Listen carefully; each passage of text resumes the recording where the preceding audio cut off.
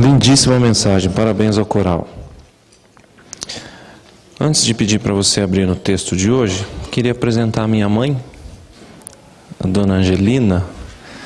Olha só o tamanho dela. Que bonitinha, é uma fofa, não é? É, mas ela é casada, o papai está em São Roque. Numa próxima ele virá conosco. Eu me lembro quando eu era adolescente, eu ia no quarto deles para dar boa noite, coisa e tal. Eles estavam sentadinhos assim na cama, a perninha não chegava nem no meio da cama. Mas eu acho eles muito fofos, meus pais. Eu adoro eles. Adoro não é uma boa palavra, alguém se confunde com isso. Eu os amo mesmo, são gente assim, que nunca me deu muitas coisas materiais.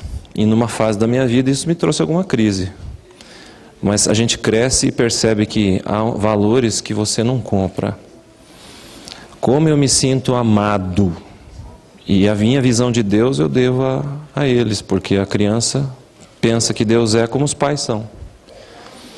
Então eu estou muito feliz que a mamãe está aí. Quem sabe uma hora dessa eu posso apresentar meu pai, que é uma figuraça. É um alemãozinho terrível. Vocês acham que eu sou pimenta, você não viu meu pai. Quem é Jesus para você? O que mais? Vou ler para você um texto que vi num livro sobre a pessoa de Cristo, um texto curioso que me fez pensar. O autor dizia assim: aqui está um homem que nasceu de pais judeus, filho de uma mulher camponesa.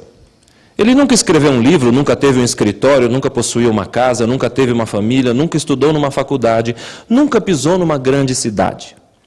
Jesus nunca viajou mais do que 300 quilômetros do lugar onde nasceu. Não tinha credenciais, só a si mesmo. Quando jovem, a maré da opinião popular se voltou contra ele. Seus amigos fugiram, um deles o negou. Ele foi crucificado numa cruz entre dois ladrões. Seus executores lançaram sortes sobre sua única propriedade aqui na terra, uma túnica. Ao morrer, foi levado para uma sepultura emprestada, por causa da piedade de um amigo. 20 longos séculos vieram e se foram. E ele ainda é a peça central da raça humana, o líder da coluna do progresso. Eu estaria bem dentro da meta ao dizer que, de todos os exércitos que marcharam e de todas as forças navais construídas, nenhuma delas afetou a vida do homem na terra tão poderosamente como aquela única vida solitária, Jesus Cristo. Depois que li esse texto há uns 10 anos, andava no centro da cidadezinha de Linz, 60 mil habitantes, região oeste do estado, e em frente a uma dessas lojas tipo Casas Bahia, que colocam as caixas de som na calçada, passei e ouvi um dueto, bonito, uma voz masculina e uma feminina. A voz masculina, Frank Sinatra. Talvez alguns aqui nunca ouviram falar dele. Mas foi um grande cantor, fez muitos filmes, gravou discos, conheceu o mundo todo, o mundo o conheceu, teve tudo que sonhou. Mas tem gente aqui que não sabe e nunca saberá quem foi Frank Sinatra. Na sua velhice, sentava à beira da cama, trêmulo, chorando sem aparente motivo durante a madrugada. Porque as pessoas vão e vêm, passam como a erva do campo, como a neblina que cobre a terra. Ricos, pobres, cultos, analfabetos, poderosos e ilustres desconhecidos, não importa. As pessoas passam, mas o homem da cruz permanece. 20 longos séculos e não há pessoa mais amada ou mais odiada do que Jesus Cristo. Dividiu as águas e dividiu a história do mundo em duas partes. Antes e depois de Cristo. Que outro fez esse feito? A minha proposta para você é que hoje a gente procure em alguns textos bíblicos a resposta para essa pergunta: quem é Jesus para você?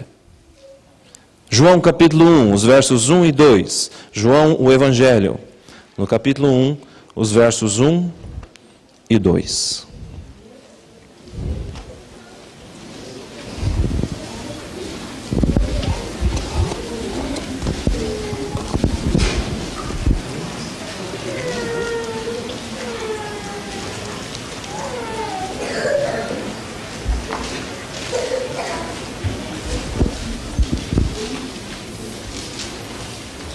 No princípio era o Verbo, e o Verbo estava com Deus, e o Verbo era Deus. Ele estava com Deus no princípio.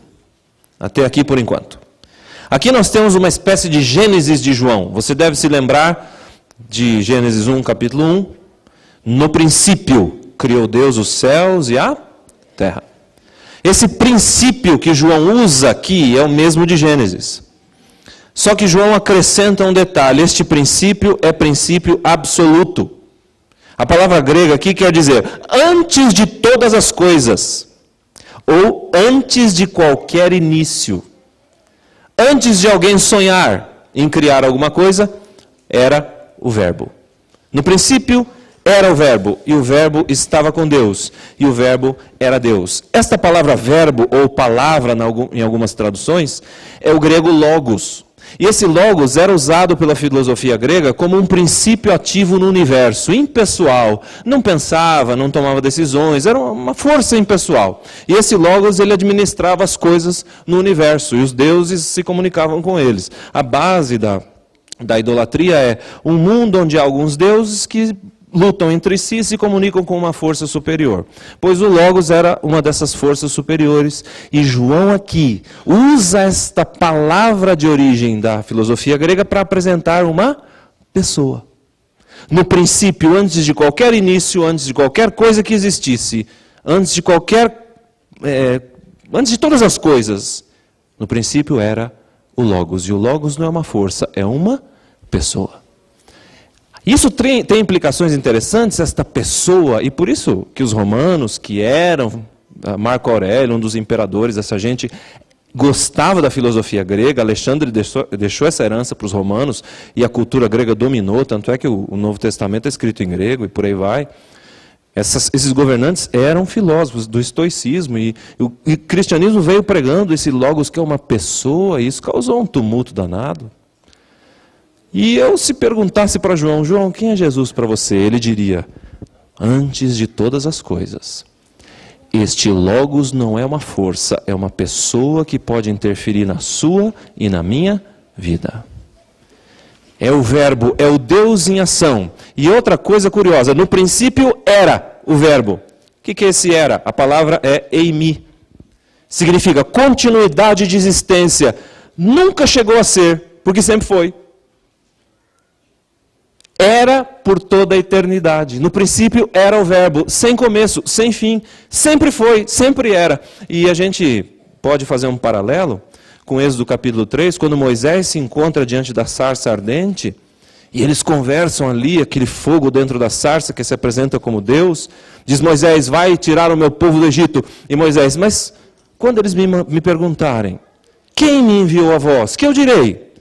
E o que a sarça ali, Deus na sarça disse? Diga para eles que eu sou, me enviou a vós. Eu sou, eu existo por mim mesmo. Eu não fui criado, não dependo de ninguém para viver. Tenho vida em mim mesmo.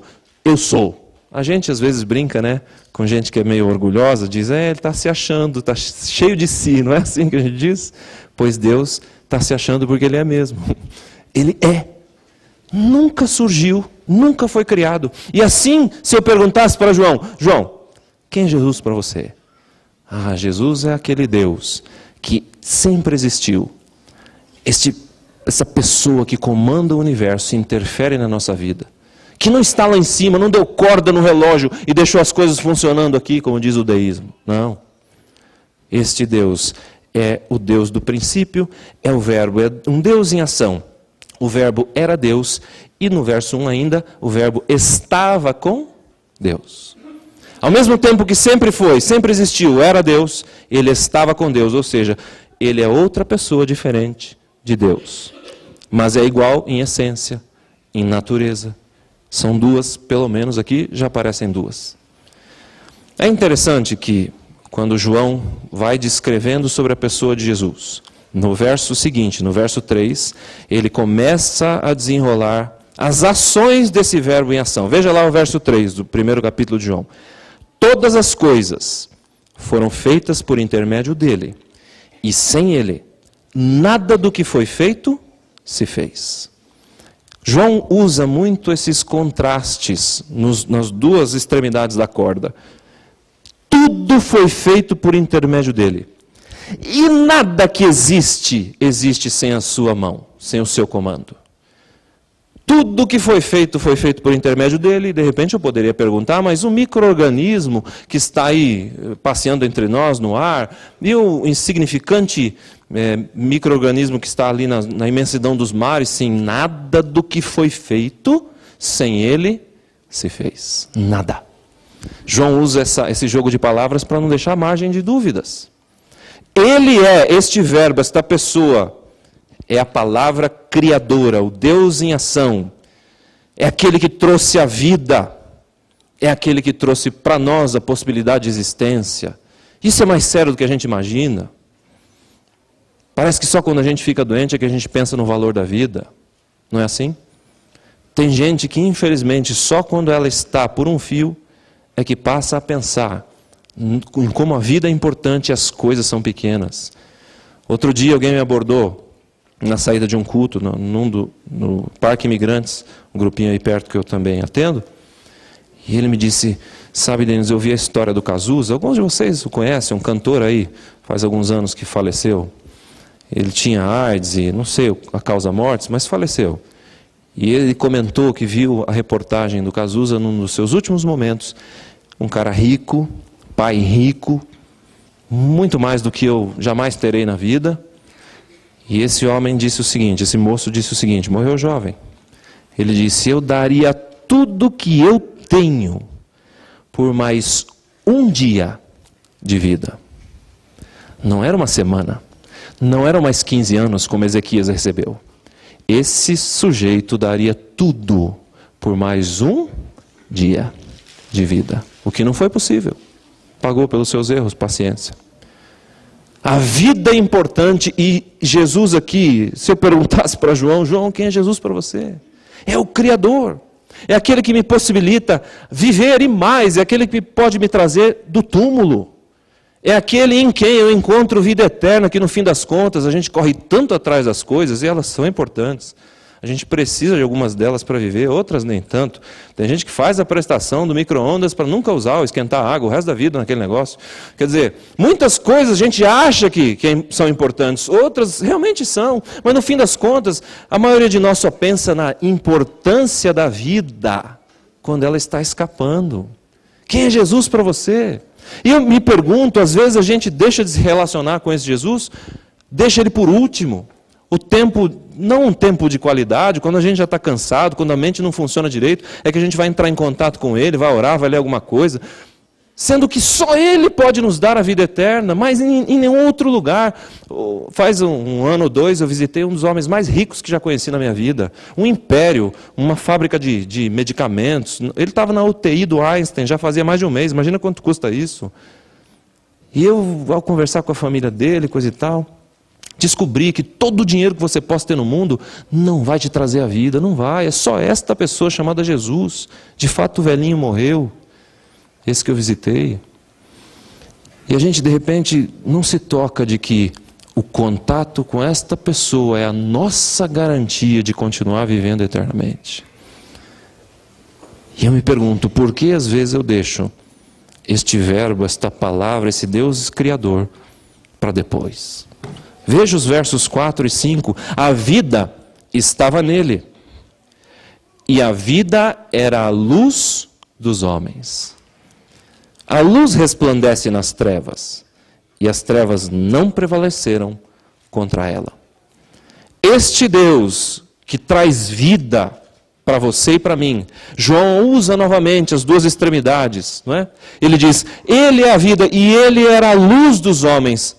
Ao contrário da morte, as trevas que não prevaleceram contra ele. João, então, compara duas coisas, a luz e as trevas. Luz, sinônimo de vida. Trevas, morte e cessação da existência. E eu me lembro que uma vez, em especial na minha vida, eu experimentei a importância de não se estar em trevas. Estudei lá no Engenheiro Coelho. Você, de repente, que está visitando a gente, a Faculdade de Teologia Adventista funciona ali, a 60 quilômetros da cidade de Campinas.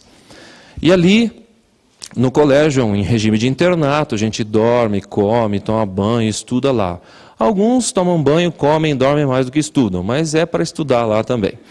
E a gente, naquela época, há quase 20 anos, há uma distância de 4 ou 5 quilômetros entre o colégio e a estrada onde passava o ônibus para Campinas. Era o único meio de transporte, era esse. Ou a pé, e nem jegue a gente tinha, se você quer saber. Não tinha outro jeito. Era andar e ônibus para Campinas. 4 ou 5 quilômetros. Hoje tudo asfaltado. Naquela época tudo estrada de chão. Aquela terra grudenta. E eu me lembro que ia namorar na sexta-feira, ou quinta-noite, às vezes eu já saía para a casa da Josiane, lá em Hortolândia, para passar o fim de semana, e só voltava para a escola no domingo à noite. E quando chovia era em especial interessante, porque a gente ia caminhando por aquele barro todo e ia ficando mais alto e mais alto. Ao chegar no ônibus eu quase não passava na porta, uma coisa horrorosa. Mas pior do que isso, era quando à noite, no domingo à noite, não tinha lua. Quando tinha lua, eu enxergava razoavelmente bem o caminho. Quando não tinha lua, a coisa era feia, difícil. Me lembro que nesse dia, ou melhor, nessa noite, nesse domingo à noite, em especial passavam ali ou corujas ou morcegos. Eu, para ser honesto, prefiro não saber, porque quando você tem medo é melhor não saber, né? O que os olhos não veem, o coração não sente. Mas era uma noite aterrorizante. E nós tínhamos um atalho. Eu pegava sempre um atalho antes da entrada principal da escola, eu entrava por um atalho para ir até os dormitórios. Atravessava um pomar, uma cerca de arame, um chão batido, coisa e tal. E naquela noite eu não enxergava um palmo na frente do nariz. Já tinha feito aquele caminho várias vezes, mas naquela noite, mais ou menos no meio do caminho, antes de conseguir ver as luzes do dormitório, eu dei um passo, dei o segundo e desapareci do planeta Terra. Eu me vi dentro de um buraco, de repente, num segundo, com a minha pequena mala nas costas, e para lá tinha espaço, aqui parede e aqui parede de terra. Deve ser uma valeta, mas o que essa valeta está fazendo aqui? Consegui sair, a sorte é que eu não torci não torci o pé, nem quebrei uma perna, senão eu passaria a noite ali, sem chance de alguém me achar. E naquele dia, naquela noite, quando eu saí daquele buraco, eu daria minha vida por um fósforo, por uma lanterna, por qualquer coisa. E eu imagino que os meus olhos tivessem cada um desse tamanho, porque eu tentava enxergar o que pudesse, para não cair no outro buraco. Eu estava com medo. Trevas. E naquela noite eu li esse texto e comecei a me perguntar. Depois que saí daquele buraco, eu comecei a me acostumar com o escuro. E tomando bastante cuidado, mesmo com medo, eu fui aos poucos entendendo que não havia mais perigo. Descobri depois que o pessoal que instalava as linhas telefônicas fez aquela valeta para colocar os cabos. E não me avisaram, olha só. A partir dos próximos domingos, eu já sabia que a valeta estava ali, eu já estava mais à vontade e caminhava no escuro, com mais tranquilidade. E o pecado é assim.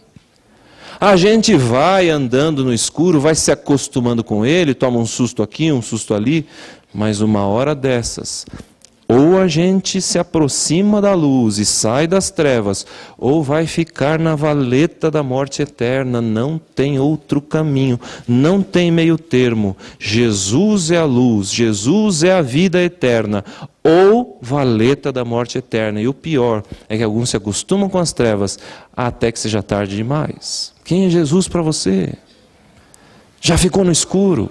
Já se apavorou com isso? João tenta trazer os elementos naturais para fazer a gente entender. A Bíblia sai do conhecido para o desconhecido, do que eu posso ver e sentir na terra, para o que eu não posso ainda experimentar com os meus sentidos.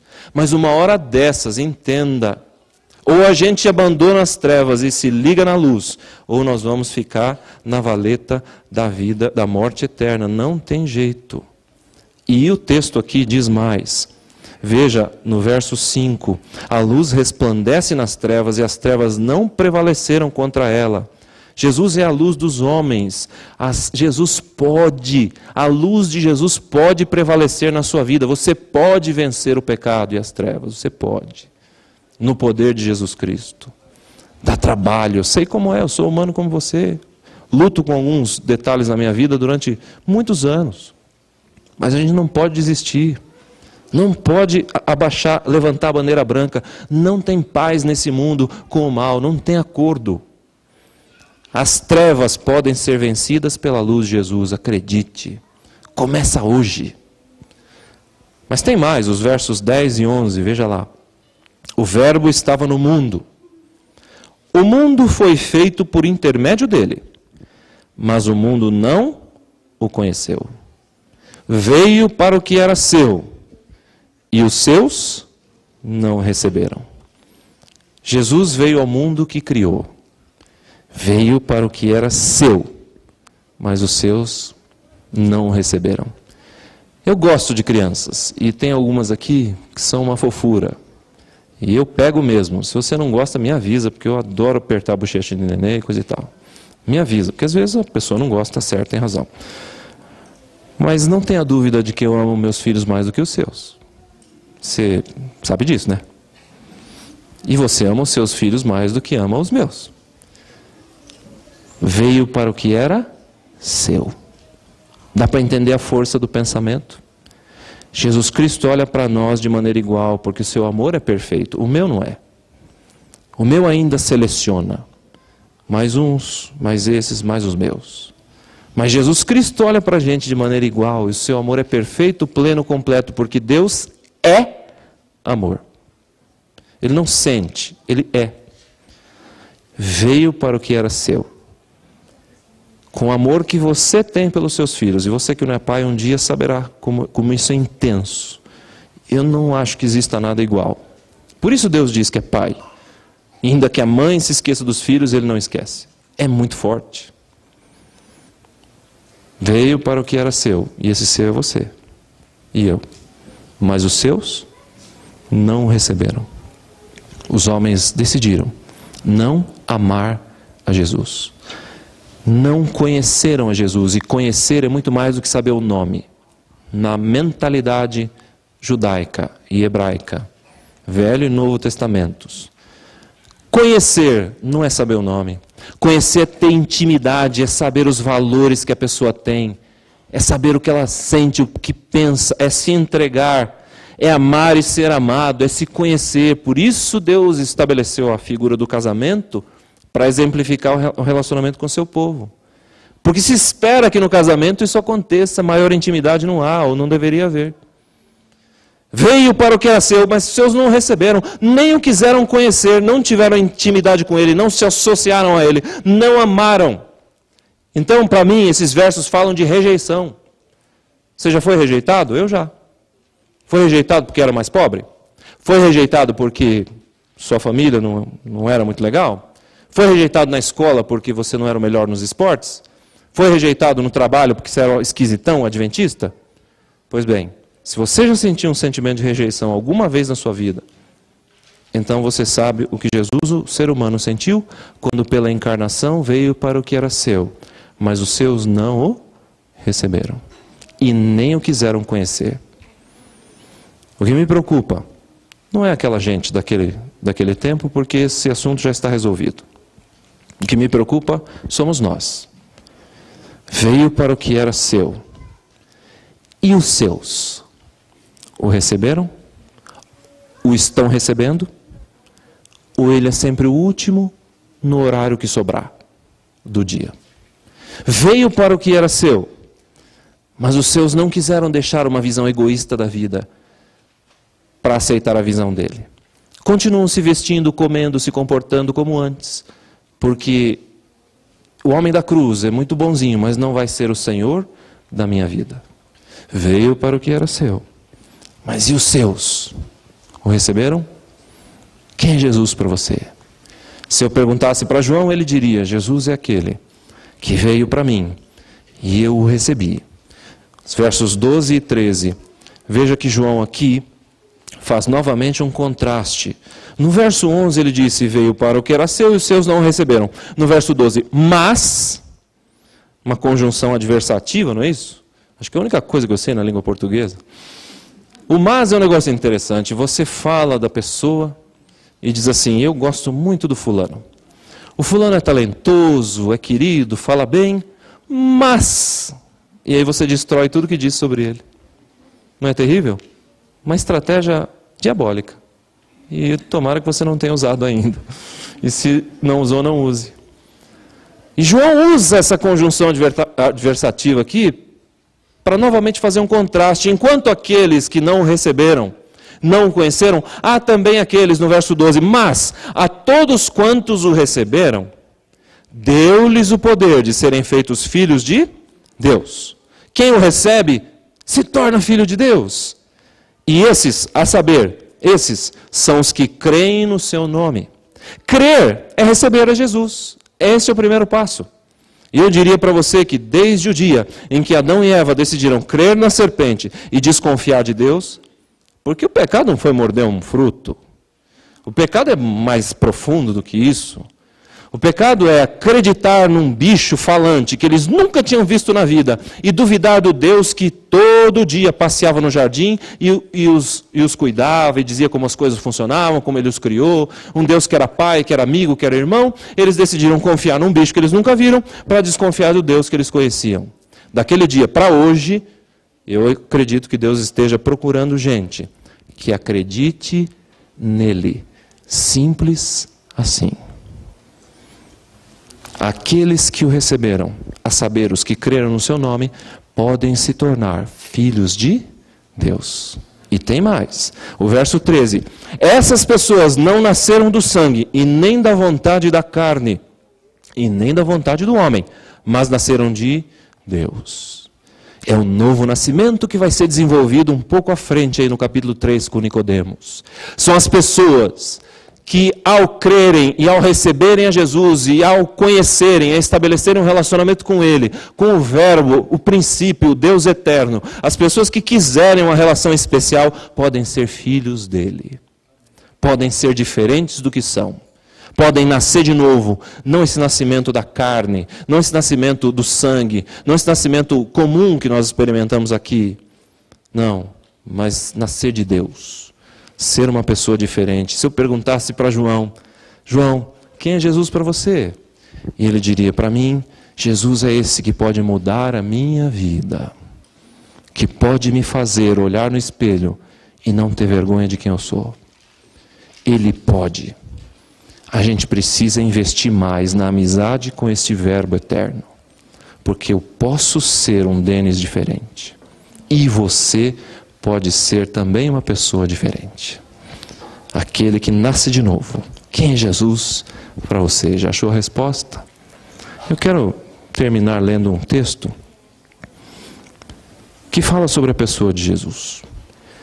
Dizem que um tal de Públio Lentulus, um oficial, uma autoridade romana, teria escrito para Tibério César, o imperador, a respeito desse Jesus a quem ele queria conhecer. Não sei se a carta é verdadeira, mas faz a gente pensar. Veja o que Públio teria escrito para o imperador César.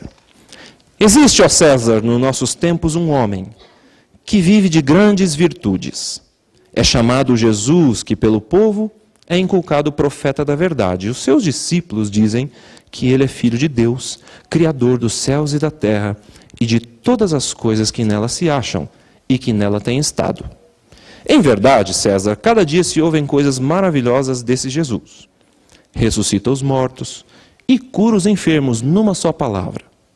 É um homem de justa estatura, muito belo no aspecto, há majestade no seu rosto, e aqueles que o veem são forçados a amá-lo ou a temê-lo.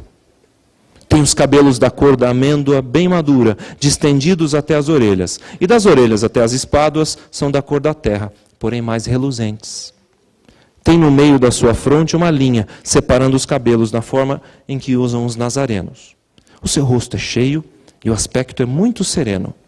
Nenhuma ruga ou mancha se vê na sua face, que é de uma cor moderada. O nariz e a boca são irrepreensíveis. A barba é espessa, semelhante aos cabelos, mas não muito longa, também separada pelo meio. Seu olhar é especioso e grave. Tem os olhos graciosos e claros. O que surpreende é que resplandecem no seu rosto como os raios do sol. Ninguém pode olhar fixo o seu semblante, porque quando resplandece, apavora, mas quando ameniza, faz chorar. É amável, alegre, mas muito respeitoso. Dizem que nunca ninguém o viu dar gargalhadas, mas muitas vezes o viram chorar. Tem os braços e as mãos muito belos, e na palestra ele contenta muito, mas raramente o faz. E quando alguém dele se aproxima, verifica que é muito modesto na presença e na pessoa.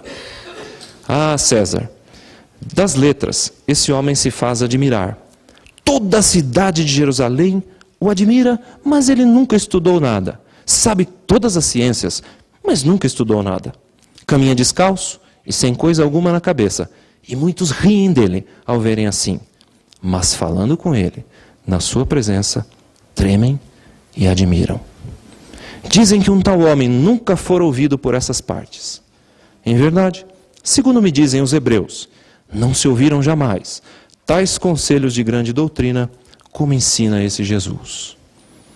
Muitos judeus o têm como divino, mas muitos dizem que ele é contra ti e contra a tua lei e contra a tua majestade, César. Dizem que esse Jesus nunca fez mal a quem quer que seja, mas ao contrário, aqueles que o conhecem e com ele têm praticado, afirmam ter recebido dele grandes benefícios e saúde. Quem é Jesus para você? É o primeiro ou é o último? Achou a resposta? O que você vai fazer com essa resposta? Vai mudá-la ou vai intensificar o que você já está fazendo? Como você vai se relacionar com esta pessoa? O Verbo que se fez carne e habitou entre nós. Só você tem a resposta. Eu honestamente espero que a gente possa melhorar a relação que temos com esta pessoa chamada Jesus, para que um dia a gente não só vença as trevas nessa vida, mas participe da luz pela eternidade. Que Deus te abençoe. Amém.